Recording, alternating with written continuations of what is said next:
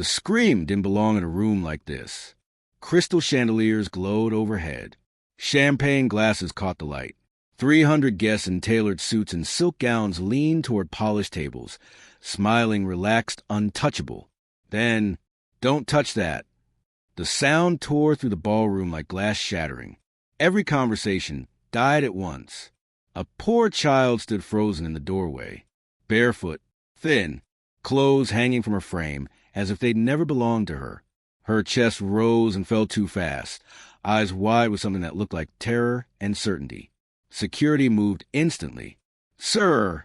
she shouted, her voice cracking, pointing toward the head table. "Please, don't eat it." At the center of the room, a rich guest paused. His hand hovered inches above his plate. Laughter rippled. Nervous. Dismissive. A child like that didn't belong here. Didn't get to interrupt power. But the girl didn't back down.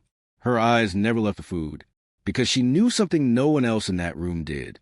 And in seconds, it would change everything. 6 hours earlier, the child had woken up behind a dumpster. Cold concrete pressed into her back. The city breathed around her. Sirens, footsteps, voices that never stopped but never spoke to her either. She pulled her jacket tighter. It was too big, donated, stained, but it was warm enough to survive another night. Her name was Maya. She hadn't eaten since yesterday morning. Pressed against her chest was the only thing she never let go of. A small notebook wrapped in duct tape.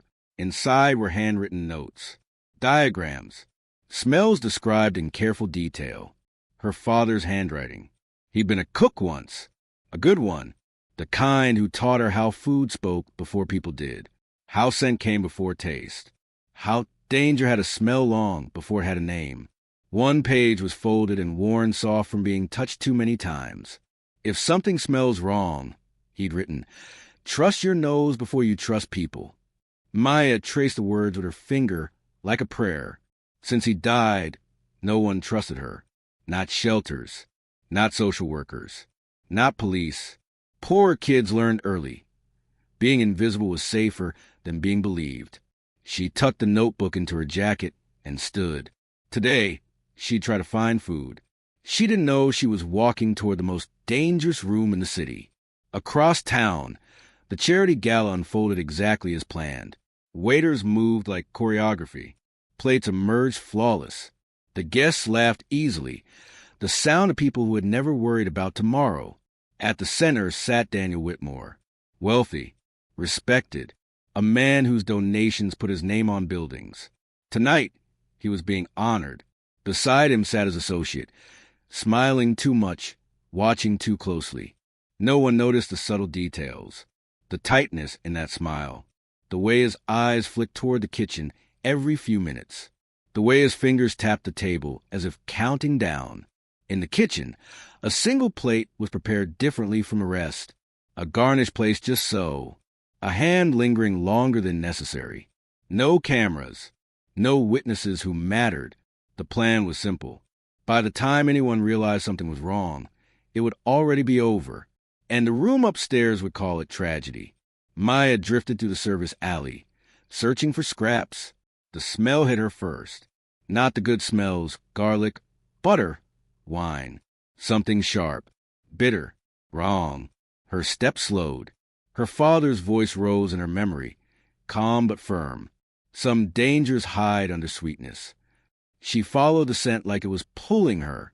Inside the kitchen, trays lined up, identical except for one. A faint detail most people would miss. But Maya didn't. Her stomach dropped. Her breath caught. That smell, bitter almonds. Her fingers clenched around her notebook. She didn't think about guards, or consequences, or how she looked. She thought about her father, about all the times he'd been right when no one listened. A server lifted the tray. Maya's heart slammed against her ribs. The tray moved toward the ballroom, toward the rich guest. She ran. The doors flew open. "Don't touch that." The scream cut through the music, the laughter, the speeches. Security was already moving. Hands grabbed her arms. Voices snapped. "Get her out of here. She's disturbed." But the rich guest had stopped moving. "What did you say?" he asked. Maya swallowed, fighting the shaking in her legs. "The food," she said. "It's not safe." A woman laughed. Sharp, cruel. A poor child giving medical advice now. Maya's face burned, but she held her ground. "I can smell it," she said. "You can't, but I can." The associate beside the guest stood abruptly. "This is ridiculous," he said too fast. "She's lying." That's when the head chef stepped forward. "I know her," he said quietly. "Her father trained her. She once detected a gas leak before our sensors did." The room shifted. A test kit was brought. The liquid changed color. Silence felt like a weight. Then, panic. The associate tried to step back. Security blocked him. The rich guest stared at Maya, realization dawning slow and terrible. "You saved my life," he said. Maya nodded, tears finally spilling. But it wasn't over. The associate lunged, knocking over a chair, shouting about mistakes and misunderstandings. For a moment, chaos threatened to swallow the room. Maya spoke again. "There's proof," she said, pulling out her notebook. "My dad knew." He wrote everything down. Pages were passed. Dates, names, numbers. The associate's face collapsed. Police arrived. As they led him away, he turned back, eyes full of hate. "You think this changes anything?" he hissed. Maya met his gaze. "It already has." The room stood frozen, watching a child who had been invisible moments ago become undeniable. Weeks later, the case made headlines. The poisoning attempt, the corruption, the child who stopped it. Maya sat in a clean room now. A bed, a desk, food, whenever she was hungry. The rich guest visited once. "You didn't just save me," he said. "You showed me who we ignore." He offered help. This time, Maya accepted. Months passed. Maya stood in a training kitchen, sleeves rolled up, notebook open. She taught another kid how to smell food properly, how to listen before tasting, how to trust themselves even when no one else did. She was still small, still quiet, but no longer invisible. And somewhere in rooms full of power and certainty, people remember the night a poor child screamed and saved a life. If the story moved you, don't scroll past it. Share it with someone who feels unseen.